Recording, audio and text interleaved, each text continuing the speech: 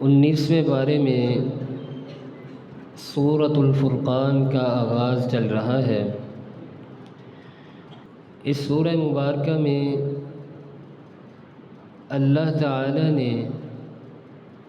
دو طرح کی باتوں کا ذکر کیا ہے۔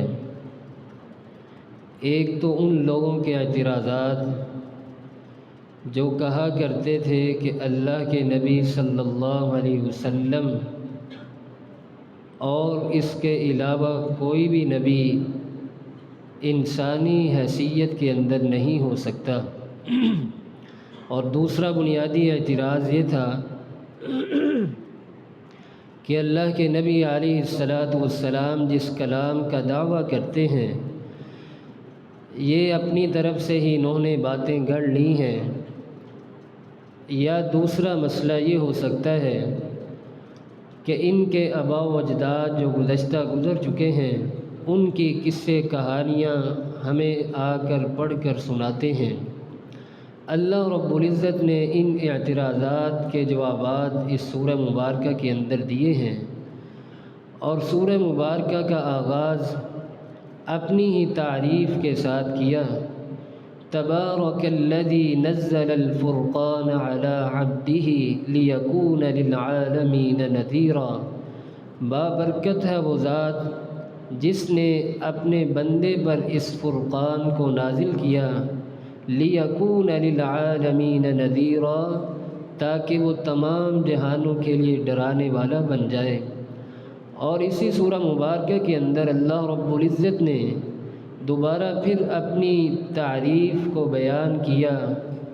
تبارک الذی جعل فی السماء بروجا وجعل فیہا سراجا وقمرا منیرا،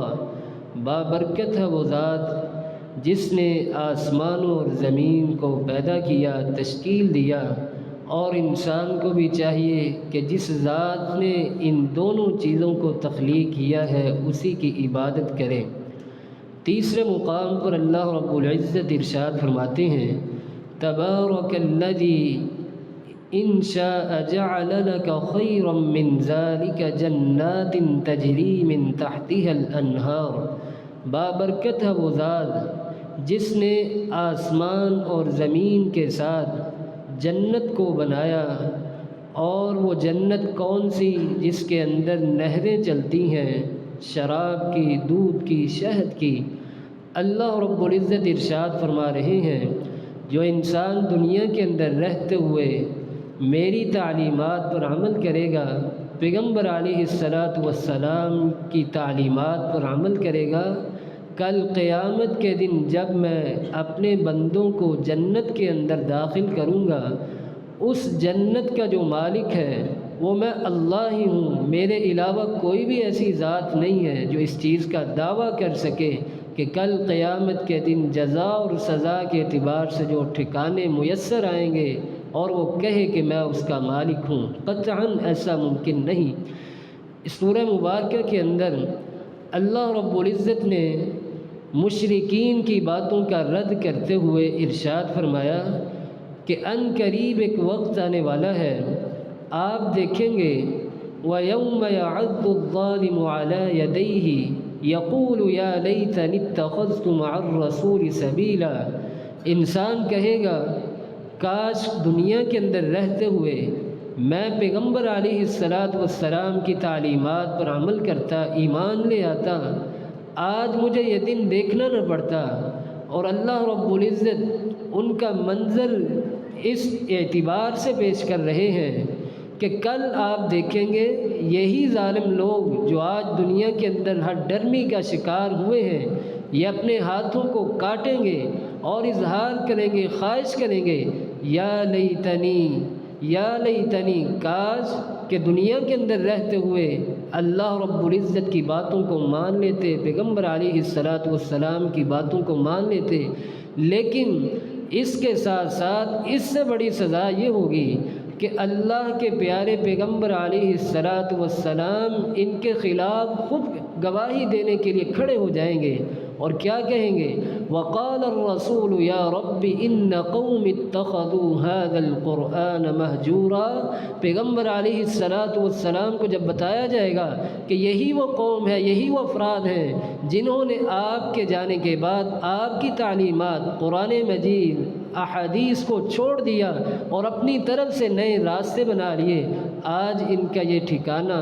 ہم نے ان کے لیے تیار کر کے رکھا ہے۔ لقد اضلنی عن الذکر بعد اذ جاءنی، آپ کا ذکر ان کے پاس آ بھی گیا تھا، نبی ان کے پاس آئے، انہیں بتاتے رہے، ڈراتے رہے اور کامیابی کی طرف انہیں لاتے رہے، سب کچھ ہوتا رہا۔ لقد اضلنی عن الذکر بعد اذ جاءنی وکان الشیطان للانسان خذولا، لیکن یہ ایسے انسان ہیں کہ انہوں نے دنیا کے اندر رہتے ہوئے شیطان کو اپنا دوست بنائے رکھا، شیطان کے ساتھ دوستی لگائی رکھی، مجھ رب رحمان کو چھوڑ دیا، آپ کی تعلیمات کو چھوڑ دیا، اسی وجہ سے آج محشر کے میدان میں ان کے ساتھ یہ سلوک کیا جا رہا ہے۔ اس سورہ مبارکہ کے اندر اللہ رب العزت نے اپنے بندوں کی بھی کچھ صفات بتائی ہیں کہ عباد الرحمن کون ہے، اور اہل ایمان کو بھی چاہیے کہ جب کبھی بھی وہ کسی کے سامنے یہ دعویٰ پیش کرے کہ ہم ایمان والے ہیں، ایماندار ہیں، پیغمبر کے امتی ہیں، کلمہ پڑھا ہے، توحید پرست ہیں، تو اس کے ساتھ ساتھ ان صفات کا جائزہ بھی لینا چاہیے کہ کیا حقیقی معنوں میں یہ صفات میرے اندر پائی جاتی ہیں، یا ان کے اندر سستی ہے، یا سرے سے ان صفات کے اندر میرے اندر یہ صفات پائی ہی نہیں جاتی۔ اللہ رب العزت نے پہلی صفت یہ بیان کی، وَعِبَادُ الرَّحْمَنِ الَّذِينَ يَمْشُونَ عَلَى الْأَرْضِ هَوْنًا، عباد الرحمن اللہ کے بندے تو وہ ہیں جب بھی وہ زمین پر چلتے ہیں نہایت ہی عاجزی کے ساتھ، انکساری کے ساتھ، تکبر نہیں کرتے، فخر نہیں کرتے، نہ ہی چلتے ہوئے اپنے کپڑے کو لٹکاتے ہیں بلکہ عاجزی کے ساتھ چلتے رہتے ہیں۔ وَإِذَا خَاطَبَهُمُ الْجَاهِلُونَ سَلَامًا، اور جب کبھی بھی راستے میں چلتے ہوئے کسی احمق کے ساتھ ان کا مکالمہ ہو جائے، بات ہو جائے کسی بھی طرح کی، تو یہ ان باتوں کے اندر الجھتے نہیں ہیں، اپنے آپ کا وقت ضائع نہیں کرتے، اعمال نامہ خراب نہیں کرتے، بلکہ عباد الرحمن وہ ہیں کہ اگر کوئی بات ہو بھی جائے، معاملہ الجھ بھی جائے تو یہ سلام کہہ کر آگے گزر جاتے ہیں۔ وَالَّذِينَ يَبِيتُونَ لِرَبِّهِمْ سُجَّدًا وَقِيَامًا، مومن تو وہ ہیں کہ جن کی راتیں قیام کی حالت میں گزرتی ہیں، سجدے کی حالت میں گزرتی ہیں، معافی کی حالت میں گزرتی ہیں۔ وَالَّذِينَ يَقُولُونَ رَبَّنَا اصْرِفْ عَنَّا عَذَابَ جَهَنَّمَ، عباد الرحمن تو وہ ہیں جب قیام کے لیے کھڑے ہوتے ہیں ایک ہی ان کی پکار ہوتی ہے کہ یا اللہ دنیا تو جیسی ہے گزر ہی جائے گی، لیکن حقیقی مطالبہ یہ ہے کہ کل قیامت کے دن عذاب جہنم سے ہمیں محفوظ فرما دینا، عذاب جہنم کی سختیوں سے ہمیں محفوظ فرما دینا۔ ایک آخری صفت اللہ رب العزت اہل ایمان کی یہ بھی بتلائی کہ اہل ایمان جب بھی اللہ کی بارگاہ میں کھڑے ہوتے ہیں یا اس کے علاوہ عام حالات کے اندر کبھی بھی ان سے کوئی ظلم ہو جاتا ہے، زیادتی ہو جاتی ہے، گناہ ہو جاتا ہے، نافرمانی ہو جاتی ہے، اللہ رب العزت کہتے ہیں میرے پیارے بندے وہ ہیں کہ گناہ کرنے کے بعد جلدی میری طرف پلٹ آتے ہیں اور کیا کہتے ہیں، إِلَّا مَن تَابَ وَآمَنَ وَعَمِلَ صَالِحًا فَأُولَٰئِكَ يُبَدِّلُ اللَّهُ سَيِّئَاتِهِمْ حَسَنَاتٍ۔ اللہ رب العزت اعلان کر رہے ہیں میرے بندے حقیقی مومن میرے تابع دار تو وہ ہیں گناہ کرنے کے بعد جلدی آتے ہیں، توبہ کرتے ہیں، استغفار کرتے ہیں۔ اللہ رب العزت کا بھی اعلان ہے جب یہ انسان آتا ہے میری طرف، مجھے اس کی ادا اتنی پیاری لگتی ہے، خوبصورت لگتی ہے، میری طرف جب یہ آتا ہے شرمندہ ہو کر عاجزی کے ساتھ، انکساری کے ساتھ، اللہ رب العزت اظہار کر رہے ہیں کہ مجھے اپنے مومن بندے کا اس انداز میں پلٹنا بڑا ہی پیارا لگتا ہے، اتنا پیارا لگتا ہے، اتنی خوشی ہوتی ہے کہ جب یہ اپنی زبان سے کلمات استغفار نکالتا ہے، جاری کرتا ہے۔ میں فرشتوں سے یہ نہیں کہتا کہ یہ میرے فرشتے کہ اس میرے بندے نے اپنی ساری زندگی 70 سالہ زندگی ساری کی ساری گناہوں کے اندر گزار دی، آج زندگی کا آخری وقت ہے، توبہ کر رہا ہے، معافی مانگ رہا ہے، یہ نہیں ہوگا کہ اب اس کے گناہوں کو مٹانا شروع کر دیا جائے، نہیں، بلکہ اللہ رب العزت کی اپنے بندوں کے ساتھ محبت، شفقت، پیار اس قدر ہے، اللہ رب العزت اعلان کرتے ہیں میرے پیارے فرشتوں، اگرچہ یہ 70 سالہ زندگی کے اندر گناہ کر کر کے میری طرف آ گیا ہے، لیکن اس کی یہ توبہ اس قدر سچی ہے کہ اس کے اب 70 سالہ زندگی کے سارے گناہوں کو بھی نیکیوں کے اندر تبدیل فرما دو۔ وَكَانَ اللَّهُ غَفُورًا رَحِيمًا۔ اللہ رب العزت ارشاد فرما رہے ہیں کہ اے میرے پیارے بندو، میں بہت ہی زیادہ بخشنے والا بھی ہوں، رحم کرنے والا ہوں۔ اللہ کے نبی علیہ السلام کی اس حدیث مبارکہ کو یاد رکھیے، آپ علیہ السلام نے ارشاد فرمایا، جب بھی کوئی مومن بندہ اللہ کی بارگاہ میں آتا ہے، ہاتھوں کو پھیلا دیتا ہے، دعا کے لیے حاجات اللہ کے سامنے رکھتا ہے، تو اللہ رب العزت کو بھی حیا آتی ہے کہ اپنے مومن بندے کے ہاتھوں کو خالی لٹا دے۔ اسی لیے مجھے اور آپ کو چاہیے، مومن کا یہ شیوا ہونا چاہیے، اپنے اندر ان صفات کو داخل کرے، دعاؤں کا اہتمام کرے۔ اللہ رب العزت نے اسی سورہ فرقان کے آخر پہ ایک دعا بھی سکھلائی، والذین یقولون ربنا هب لنا من ازواجنا وذریاتنا قرۃ اعین وجعلنا للمتقین اماما۔ مومن تو وہ ہیں جو اپنے دعاؤں کے اندر اپنے آپ کو تو یاد رکھتے ہی ہیں، لیکن اس کے ساتھ ساتھ اپنی بیویوں کو، اپنی آل اولاد کو بھی دعاؤں کے اندر شامل کرتے ہیں، ان کی اصلاح، ان کی بہتری کے لیے مجھ سے مانگتے رہتے ہیں، اور ساتھ یہ دعا کرتے ہیں وَجَعَلْنَا لِلْمُتَّقِينَ إِمَامًا، یا اللہ مجھے بھی، میری آل اولاد کو بھی، میری اہلیہ کو اور میرے بیوی بچوں کو بھی متقین کا امام بنا دے، متقین کی صفوں میں کھڑا کر دے۔ اور اہل ایمان کی ہمیشہ یہ حسرت رہنی چاہیے کہ خود بھی اپنے آپ کو متقی بناؤں، اپنی آل اولاد کو بھی نیکی والے راستے پر، تقوی والے راستے پر چلاؤں، اور ہر وقت ان کی تربیت کروں، اس اعتبار سے کہ ایک وقت آئے کہ اللہ کی نگاہ میں یہ متقین کا امام بن جائے۔ اور اس پارے کے اندر سورۃ الشعراء کا آغاز ہوتا ہے۔ یہ سورہ مبارکہ عین اس وقت اللہ کے نبی علیہ السلام پر نازل ہوتی ہے جب اللہ کے نبی علیہ السلام نے کثرت سے اس چیز کا اظہار کیا کہ میری امت میں سے کوئی بھی ایسا شخص نہ ہو جو جہنم میں جائے، جہنم کے کنارے پہ کھڑا ہو، بلکہ میری خواہش ہے، حسرت ہے کہ میرا امتی ہر شخص جنت کا اندر چلا جائے، جنت کا وارث بن جائے، جنت کا مستحق بن جائے۔ ہوا کیا؟ ابو طالب ہے، اللہ کے نبی علیہ السلام کی خوب خدمت کی، اور اللہ کے نبی علیہ السلام خواہش کیا کرتے تھے کاش ابو طالب بھی ایمان لے آتا، دائرہ اسلام کے اندر آ جاتا، داخل ہو جاتا، لیکن ابو طالب کی قسمت اپنی، اللہ کے نبی علیہ السلام پاس تشریف لے گئے، ابو طالب کے بعد جا کر کہا کہ ابو طالب تیری زندگی کے آخری اوقات ہیں، آخری وقت ہے، اپنی زبان سے کلمہ توحید کہہ دے، کل قیامت کے دن آپ کے حق میں سفارش کروں گا۔ لیکن اللہ رب العزت کے پیارے پیغمبر علیہ السلام پر ایمان نہیں لاتا، کلمہ توحید نہیں پڑھتا، اور حالت کفر کے اندر ہی دنیا سے چلا جاتا ہے۔ جانے پر اللہ کے نبی علیہ السلام کو غم تو آتا ہے، لیکن اس سے قبل جب اللہ رب العزت نے